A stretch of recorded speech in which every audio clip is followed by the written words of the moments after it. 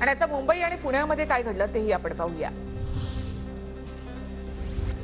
कल्याण डोंबिवलीमध्ये मंगळवारी पाणीपुरवठा बंद, जलशुद्धीकरण केंद्राच्या दुरुस्तीच्या कामासाठी पाणीपुरवठा बंद असेल। मुंबईमध्ये मालमत्ता कराच्या वसुलीचे लक्ष्य गाठण्यात महापालिकेला अपयश, 10 जणांकडे थकले 280 कोटी। मुंबईतील नालेसफाईच्या कामांचा मुहूर्त हुकला, कार्यादेश देण्यासाठी आलेल्या विलंबामुळे नालेसफाई लांबणीवर। नालेसफाईसाठी यंदा 292 कोटी रुपयांचा खर्च।